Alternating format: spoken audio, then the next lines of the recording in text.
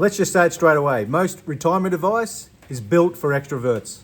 Join more groups, fill your calendar, stay busy, get out there. It's as if retirement is some sort of social competition, but it's not. And if you're wired like me, that advice is exhausting before I even start. Because here's the thing, introverts don't struggle with retirement. We struggle with the wrong version of retirement, and that's a big difference. Retirement isn't the problem, misalignment is. For most of our working life, we adapted. Meetings, noise, expectations, deadlines, and small talk that never ended. You know what I'm talking about. We learned how to operate in environments that weren't built for us. We did fine, but it was a lot of effort. And when retirement arrives, something interesting happens. The structure disappears. And suddenly you've got two extremes. You either withdraw too much or overcommit because you think you're supposed to. And neither one feels right. And that's where a lot of quiet retirees start to drift. Not because they're incapable, but no one told them this. Retirement has to match your wiring, not someone else's personality.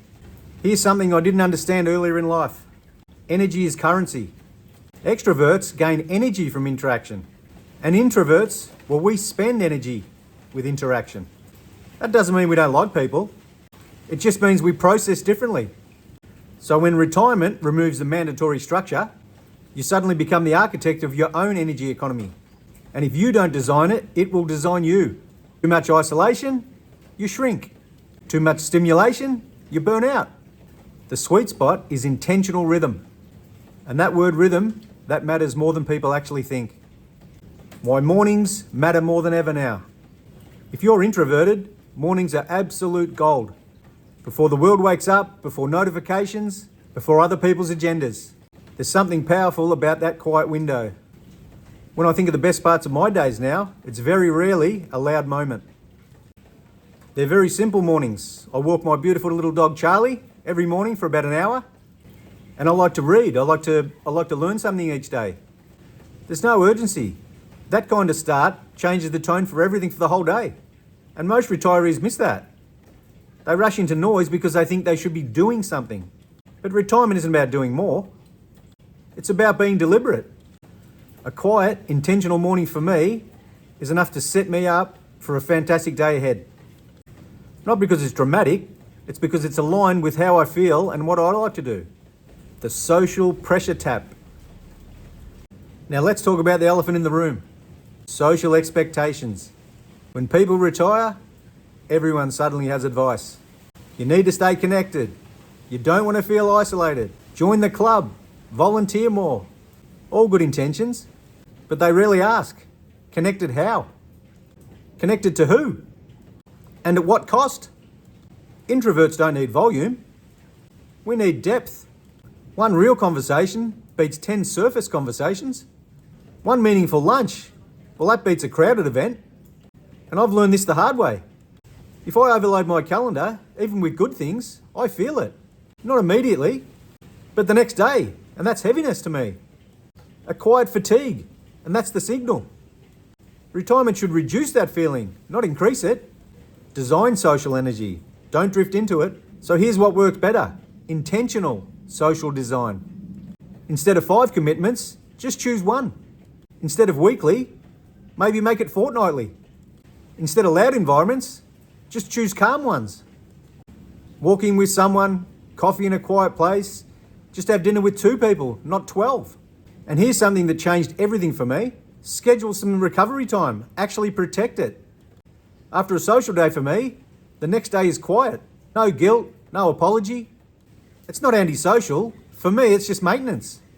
If you don't guard that space, resentment actually creeps in. And resentment in retirement is very dangerous.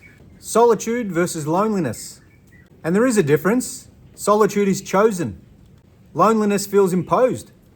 Introverts can slide between the two without even noticing. Too much unstructured time can become mental noise for us. Overthinking, scrolling, passive consumption, that's not restorative, that's avoidance. The key is structured solitude. Have anchors in your week, projects, goals, not massive ones, just enough to create momentum. Reading something that stretches you, improving your fitness, learning a skill, writing, photography, language. gardening, anything that pulls you forward.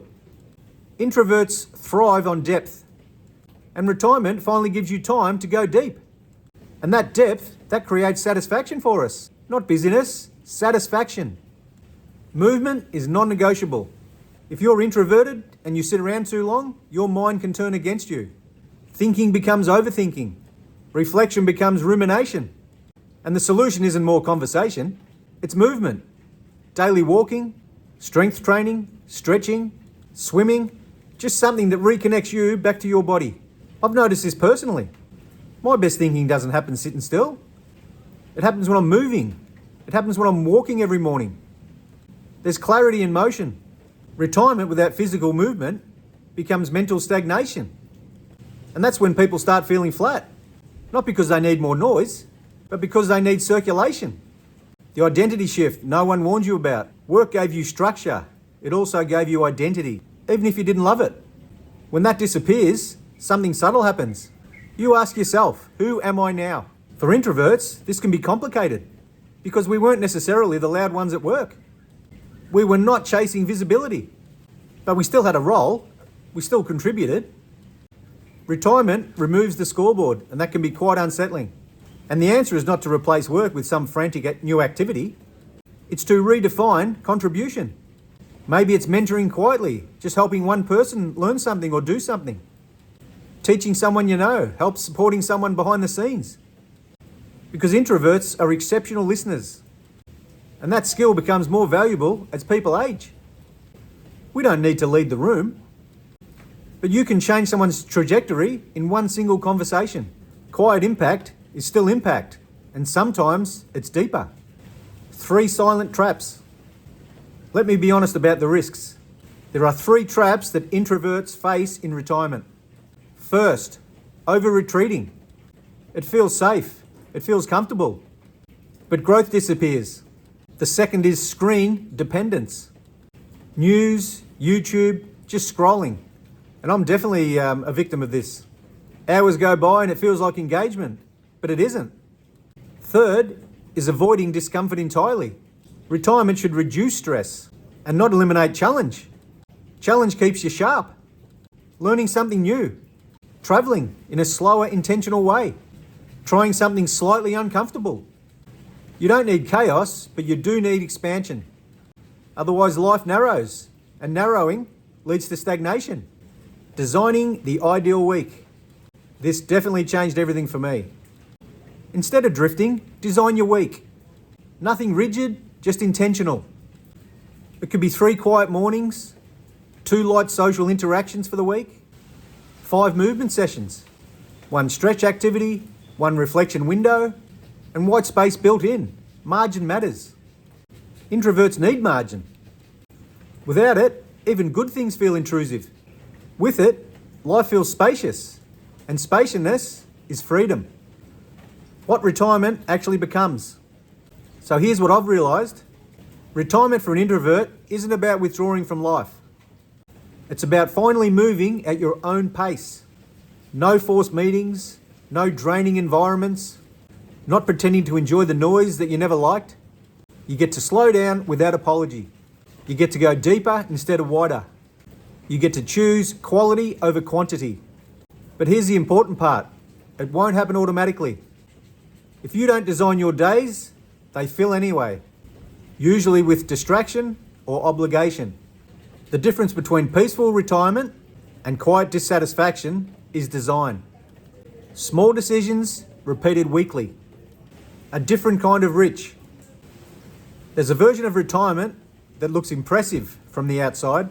Busy, social, full calendar. And then there's another version.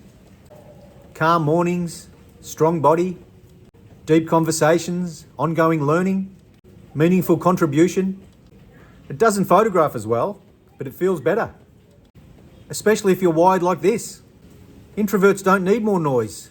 We need alignment. And retirement, done properly, is alignment at scale.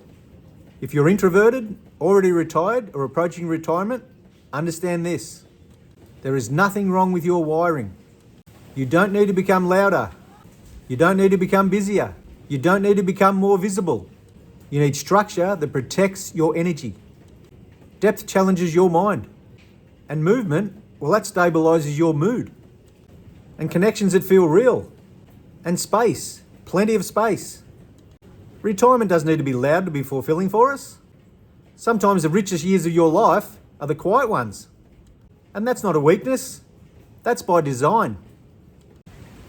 Thanks for watching. Give it a like if you found it valuable. And please subscribe. I've got some more great content coming on soon.